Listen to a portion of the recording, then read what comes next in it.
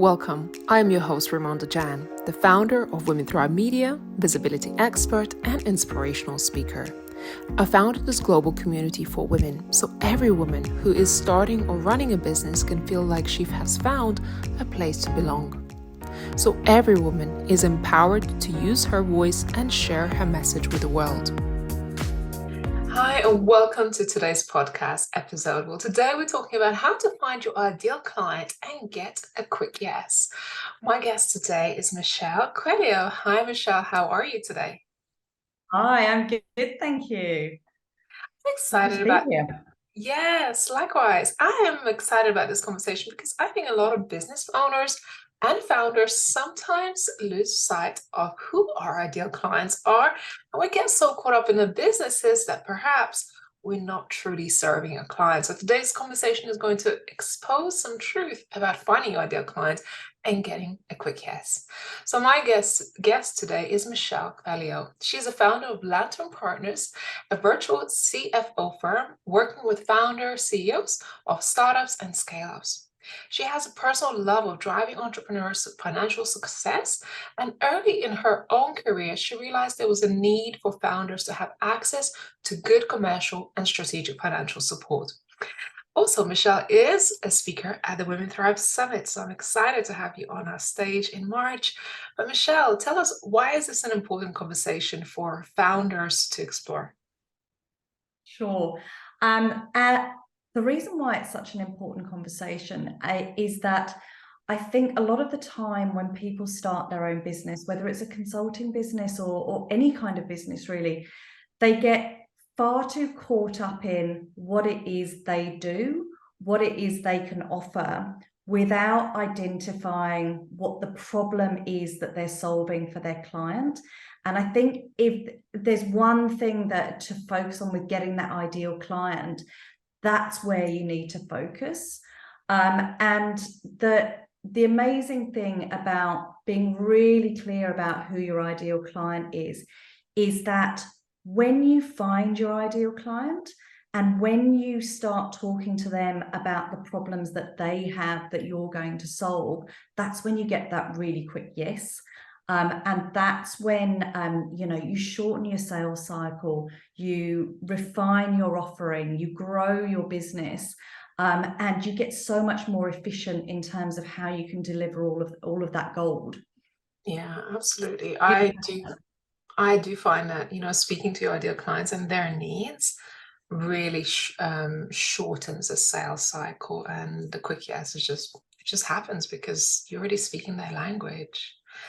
Yeah. Michelle, tell me a little bit more about your background because it's really interesting to hear your story, where you are and what you do, because I think what you do is a little bit unique to perhaps most other people. Sure. So I've been running Lantern Partners now for just over 10 years.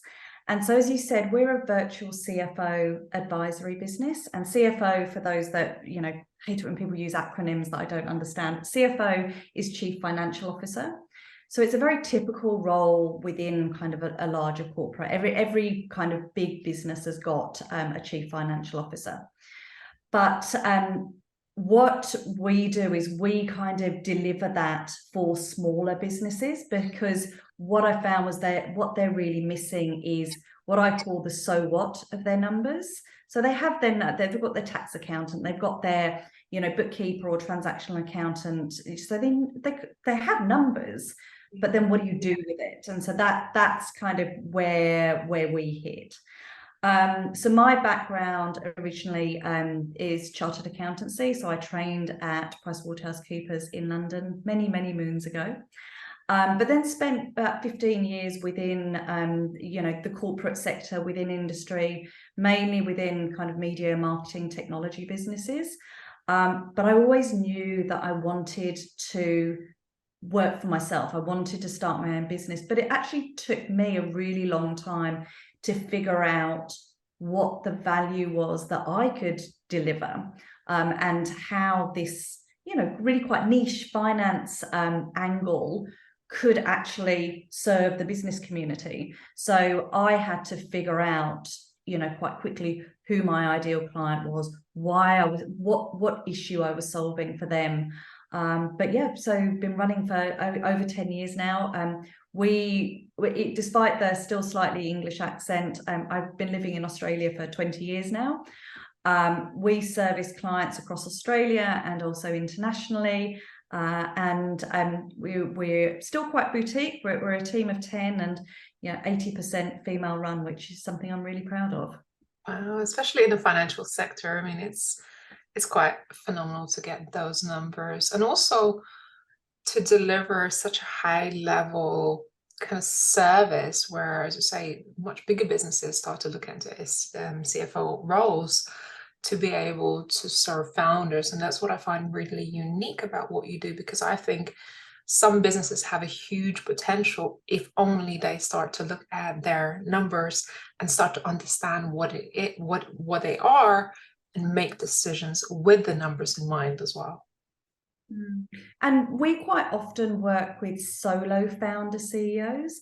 And I think, again, one of the things that I guess we don't advertise so much, we do, we have a finance offering, but a lot of what we provide is a sounding board for those founder CEOs. So a lot of time as a founder, and, I'm sure a lot of people that are listening to the podcast right now who are founders, it can be pretty lonely, and it can be quite difficult to know who to ask advice from. If you've got investors, you can't really be open with your investors and ask them for advice.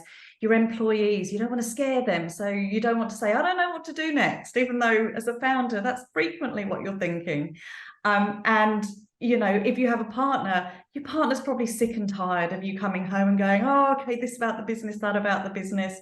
And so we provide a sounding board for those CEOs and those founders. So yeah. How amazing. How amazing.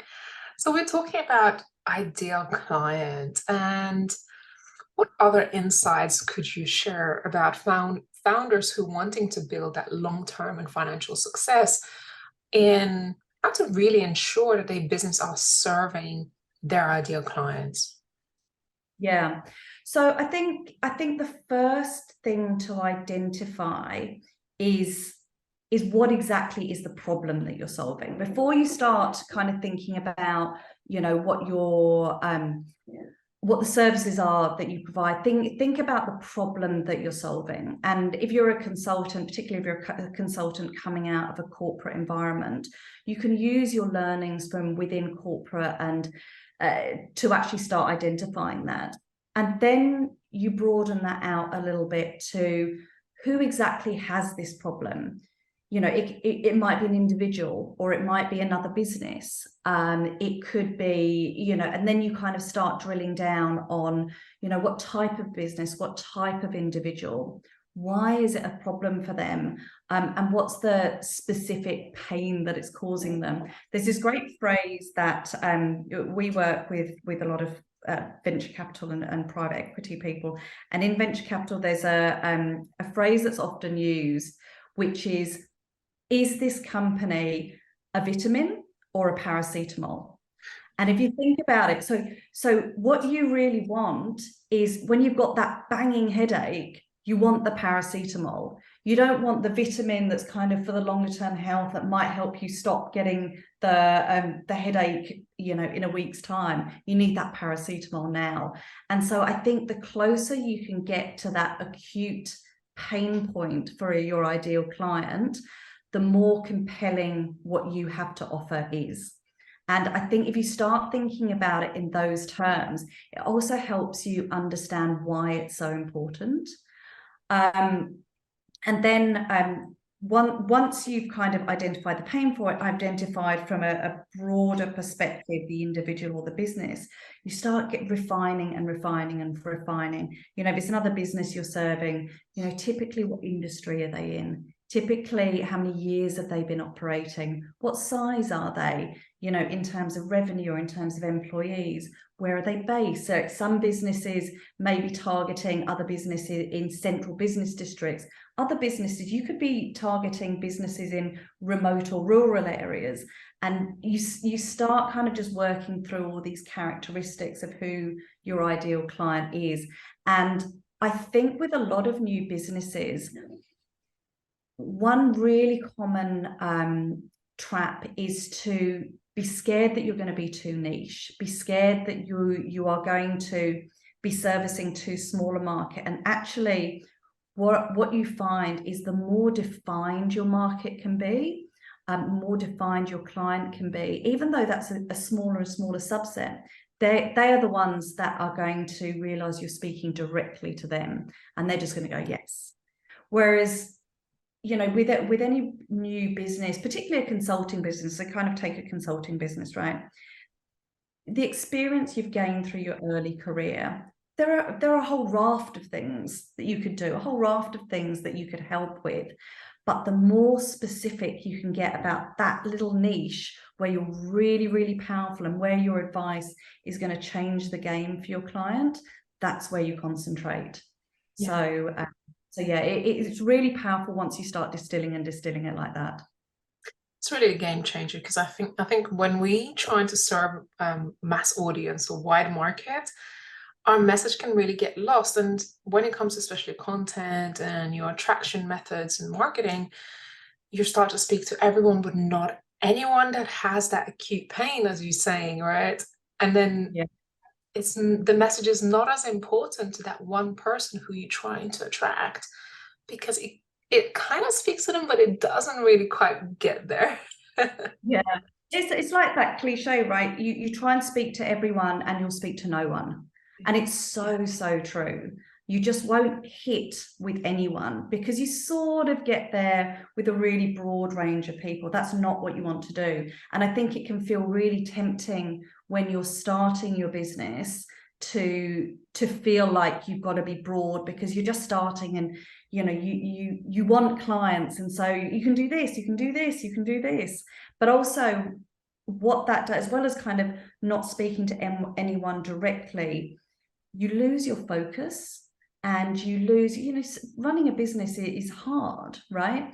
And so you've got to really be intentional about where you put your focus and your energy, and targeting your ideal client is one of those really key ways that you do that. Yeah. And if we were to talk about your business, what is that acute pain for the founders and CEOs that you solve, perhaps? So for us, our ideal client is a founder CEO. I always joke that they pick up the phone in year 4 of their business. It's almost like they've dusted off the 5-year plan that they had when they started, and they're like, "Oh, holy crap! You know, I'm a year off my 5-year plan. I don't feel like I'm anywhere close to this kind of plan that I had when I first started." And generally at that point, the founder's getting a bit tired. And the founder has got to a point where they know that the business needs to be less reliant on them in order to grow. But the business has been really successful up until this point through them being involved in pretty much every single decision point. And it's a really hard thing for a founder to be able to create that infrastructure around the business that is going to serve it well going forward. One of the ways that we define the businesses that we work with is that they're going through their awkward adolescence. So they're no longer kind of this new, fresh kind of business baby, but they're also not that mature adult business yet. So we kind of help them through those awkward adolescent years. And the pain points for the founders that we're working with is they're tired. They often want an exit. So they know they're not going to run this business forever. They may have thought when they started the business they were going to run it forever, but now, kind of 4, 5, 6 years in, they're just like, oh, no, I need to grow. Well, I need to either grow this business so it can run independently, or I need to get this business to a state where I can sell my business. And that becomes life-changing for the founders. So the key kind of life stages we help with are preparing a business for sale, scaling it, so putting all of the finance processes and procedures and scaling it for growth. And both those processes are very similar. I think it's really important for the founders to have that support and having gone through some of the stages of business myself, I know that that particular moment of transitioning from a baby business to a more, mature business, there are so many questions and so many decisions to make that just having somebody else almost keeping you accountable and holding your hand throughout that process can be really amazing, because like you say, the structures are so different and the mindset of the founder has to become slightly different. It becomes much more strategic. It becomes more like, okay, how can I get myself out of the business, not necessarily exit the business, but No. just say the business doesn't need to rely on me 24/7. And that's where I think that's why we set up a business, to give ourselves freedom. But a lot of the times we give ourselves a job instead of a freedom. Yeah. And a couple of years in, particularly if the business is successful, it's anything but freedom, right? It's a lot of, it's very intense. It's a lot of work. It's almost kind of that business equivalent of, when in a corporate role, you're transitioning from a technical role into a managerial role, and actually the job becomes very different. And I think it's the same when you're growing your business through that scaling point. The business takes on a different life. It becomes a different thing, and it needs to evolve. And it's really challenging for a founder to go through that kind of transition and that phase out of its awkward adolescence. So that's what we're the paracetamol for. I think it's fantastic because, you have a lot of coaches in the online space and you have a lot of people who help with, let's say, consulting, but this particular area I do think is very undiscovered, that perhaps there is a need because it comes with awareness. And once you discover actually there is a need, or there is actually a person to help you with such transition as that, it becomes really invaluable. And yeah, it's fantastic. So we're talking about ideal client. Tell us more. How can these business founders really solve that problem of, perhaps, I think it's really hard to find that niche and pigeonhole yourself into just serving these clients and saying, okay, this is enough. This is my sweet spot. How can people really feel confident that this is my niche, I'm really happy with it, and I will be speaking to this particular niche? I think there's actually three things. So I think the first thing is around preparation. So for example, we've got we've got an ideal client worksheet that a business can go through. When you're identifying your ideal client, you're going through these three categories, which is around defining the problem. And then once you define the problem, is really defining the characteristics of your client. So as soon as you see that client, or see that client, this is the one. And that has to do with industry, age, life stage, all of those kind of things. And so there's preparation that goes into that. So if you had to divide it out, you'd say maybe, I don't know, 60% is that kind of preparation. But then there's an element of trial and error, right? So when I first started the business, I would meet with a lot of potential clients, and there is sometimes a difference in what you perceive the problem of the client to be versus what they think their problem is. Okay. And so what I found was that when I was talking to these potential clients and talking about the problems that I saw them have and how we could solve them, sometimes the things that would really light them up and start kind of, you could physically, they would change during the exchange, like that landed. And you've kind of just got, and it's not always the things that you think will land. And so there is that trial and error. You have to, and one of the things that I talk to with a lot of mentees and businesses is that you can't just sit and hide behind your computer and hide behind, you know, all this research. It's a great way to procrastinate, and it's a great way to avoid the scary stuff of getting out into the world, right?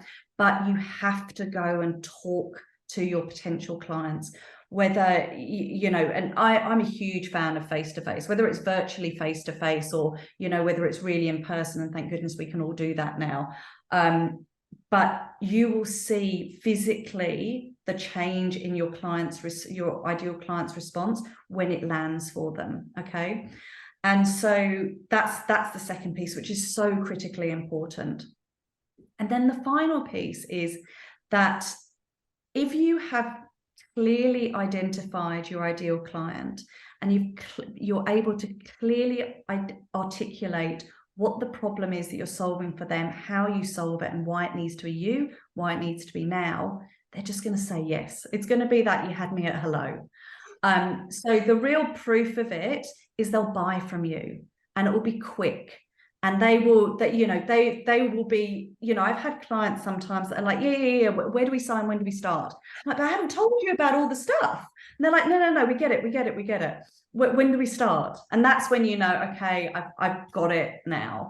And it's a process of refinement as well. I mean, the business has been, Lantern Partners has been running for over 10 years now, and the business has evolved, and the ideal client definition has evolved and refined. And so this isn't a static process either. You know, businesses change, economies change, you know, that you think about what we all had to live through as businesses over the last couple of years. And then, you know, we survived that, and now we're coming out into, you know, crazy inflation and interest rates, and, you know, still supply chain issues. The problems are different. And so you need to keep refining that. It's a constant iterative process. I'm glad you said that. You know, it's as business grows and as you as a person or your offerings grow and change, your ideal client will change. You might grow with them, you may grow out of them, or they may grow out of you because they might be, you know, growing fast, but yet you still want to serve those, let's say, startups, but the clients you serve end up growing and outgrowing you and moving on to other support or other services. So kind of holding on to that one client, it doesn't need to happen because there's so many more people who will need your service regardless. And yeah. And it's interesting you raised that point, right? Because one of the conversations that we have with all our clients really early on, because sometimes they ask us, you know, how long do you usually work with a client for? And I always say to them, if we do our job right and you do your job right, you're going to outgrow us. And that's what we want. So we are there for you at a particular point in time, and hopefully you'll outgrow us, because it means you'll have done all the things that you wanted to do, and we've helped you get there. And that's brilliant. And we sometimes get a funny look. They're like, what? You don't want to? But no, we're there for a particular point in time. And that's where we provide the value, and then we send you on your way. So, yeah. And it's amazing. I mean, as you say, that means you've done your job right. And they will refer you to other people if they are happy with the service that you have provided. So that's amazing. They got a result. Yeah, exactly. Amazing. So, Michelle, you're a speaker at the Women Thrive Summit. Tell me more, a little bit about what your talk is about, why people should be attending it. Sure. So what I'm going to be talking about in the summit is about how to make that confident leap from corporate to consulting career. And I'm really, you know, I love the business that we've built. And I remember what it was like when I was in kind of that last little period in my corporate life, and I knew I wanted to launch my own business, and I was trying to figure it all out, and I made so many mistakes. And what over the years since launching Lantern Partners, I've had so many kind of people come to me to ask, well, how did you do it? You know, how did you find your clients? How did you know what your offering would be? How did you know it would be successful? What are the tools we need? So what I've kind of put together over the years is 7 key steps to making it success. So that's what I'm going to be talking about at the summit. So I can't wait to share that with everyone. Amazing. You're actually speaking on a particular day where we're talking about career transition, career growth, and for people who perhaps are in that transition period or want to grow also in leadership. And I think there are so many crossovers between leadership, stepping into entrepreneurship, escaping your regular job and your career, because I think it all comes with so many new skills that we as founders, as entrepreneurs, business owners, consultants have to learn on the job. Even though we're very, very good on our particular area of our knowledge, actually it's moving into a whole different realm of having to wear multiple hats. So for those of you who have perhaps not saved your spot at the Women Thrive Summit, this is our annual women empowerment event that happens every March, third week of March. And this year we have nearly 50 amazing speakers at the summit covering things from visibility, authority building, marketing, finance to more softer skills such as confidence building, leadership, confidence, mindset, and so many other things. So what I would love for you to do is head over to womenthrivesummit.com, register for your spot, and make sure you register for Michelle's talk, because I know it's going to be really, really valuable. However, depending where you are in the world, you may have to wake up really early because Michelle is based out in Australia.